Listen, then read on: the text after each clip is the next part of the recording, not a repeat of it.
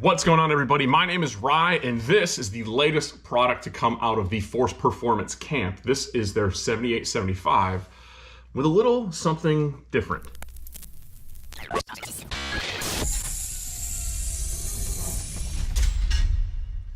So a 78-75mm turbo is nothing new, and Force Performance has offered this turbo for quite a while. But what makes this one unique is the fact that it has a 38mm wastegate flange cast already into the turbine housing. Now, if you have ever done an engine swap on a car or built a turbo kit from scratch, you realize that you run out of room underneath the hood of your vehicle very quick. And wastegate placement sometimes can become a compromise. You obviously want to place the wastegate in the direction of flow of the exhaust so you avoid issues like boost creep, overspooling the turbo, all bad things that can end up with a catastrophic failure, and nobody wants that. So what Force Performance did here is they had their 75mm turbine housings cast with the 38mm wastegate flange already integrated into it. Now this is the common, almost industry standard wastegate 2-bolt wastegate flange for an external gate. Tile makes the F38 wastegate for Force Performance, and you can get it all in one stop. You can get this turbo with the integrated wastegate turbine housing in a variety of sizes. I believe 68mm 72, and this, the 75 version. There is a street version, which is what this is, and there's also a race version with more upgraded components. Another thing that they're doing over there at Force Performance is offering a bundle, and everybody loves a damn deal. And here's what you get. For the low cost of $14.99, you can get yourself a 78-75 turbo with the 38mm wastegate flange already integrated, cast into the housing, and then CNC machine.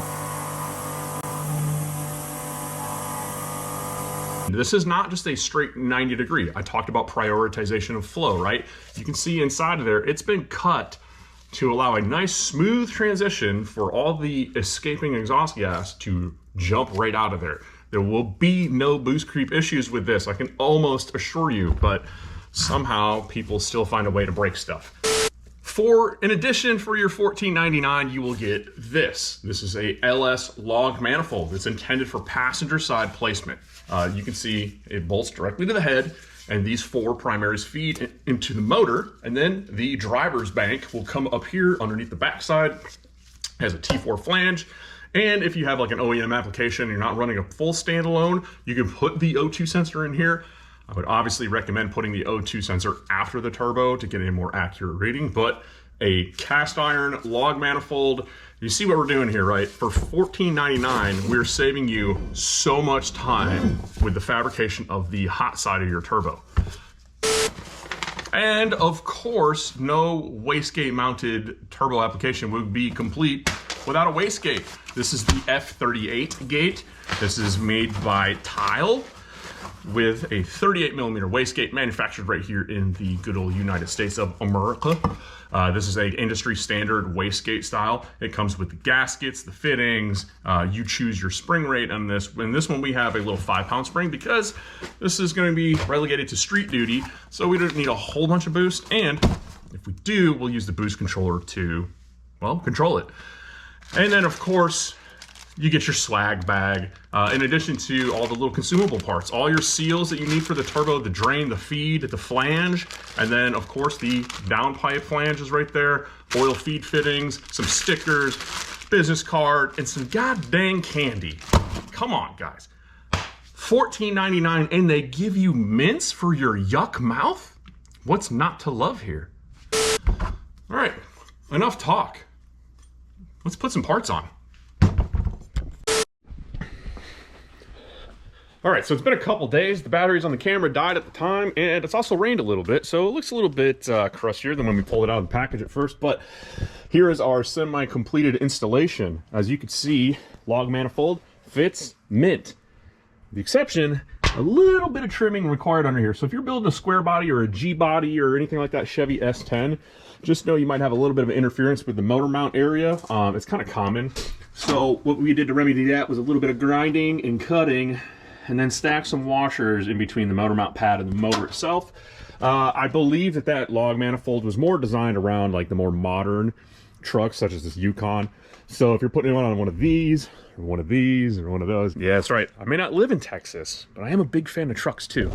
So what we're looking at here, and you're gonna follow along with this project on the channel, is a Generation 4 4.8 LS motor out of a 2000 whatever the heck truck. It looks a little scummy. We've got a little bit of rust we got to knock off here and on the crank before we finish completing the assembly of it, but it had a clean bill of health whenever it was pulled out of the truck that it was in. But as you can see, this basically hits the fast forward button on our fabrication. So the only thing we have to do now is run the up pipe or the crossover pipe over to the other side. I have a driver side factory manifold to put on here and then run the down pipe, and we have enough room, that wire out of the way, to snake that down. And because this is a street truck, it's gonna have a full exhaust fan all the way out of the back. Now we'll probably put a boost actuated cutoff on there somewhere, and then, I mean, the racer in me wants to run the screamer pipe right out the side of the fender at the opposing racers, but because this is a street truck, we're gonna run it down and underneath the truck. We're not gonna recirculate it, but we have a whole slew of parts coming for this thing. We have a 4L60E transmission that is doomed to live a life behind a turbo LS, so that's probably not going to be long for this world. But because this is my daughter's first vehicle, the boost is going to be relatively low. So I think the 4L60 will live, I mean, at least a year. Who knows? I mean, I do have to drive it to make sure everything's on the up and up with it before I just hand her the keys, right? Of course. So that's it. We got a whole bunch of work to do on this truck. She gets her driver's license very soon, so we're hoping within the next couple months that this thing is a runner. On the inside, we've got a little bit of work to do, but again, we have a whole slew of parts from some of the companies that have helped us out along the way, and we just support good people. So head over to forceperformance.net and pick yourself up this bundle or anything else that they offer over there. Again, OEM replacement applications from anything from modern day Supras, DSMs, side-by-sides, you name it. Forceperformance.net. That's it. I'm Rye. Until next time, I'm out. Peace.